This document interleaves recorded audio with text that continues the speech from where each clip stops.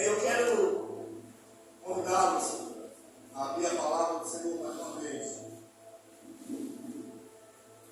Na mensagem, tema dessa campanha.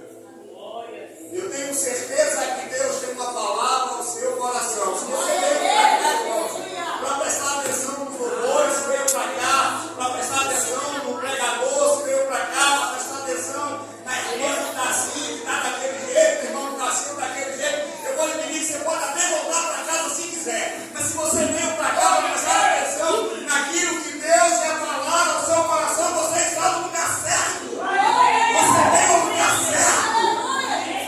Hoje é noite de milagre para a sua vida, eu tenho certeza que eu vou dizer que eu conheço o Deus da pesca maravilhosa.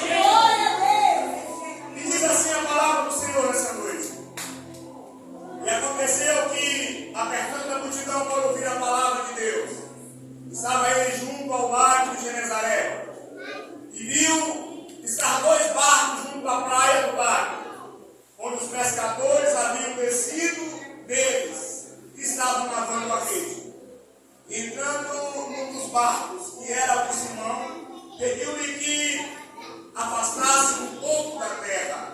E então, assentando-se, ensinava o barco à multidão.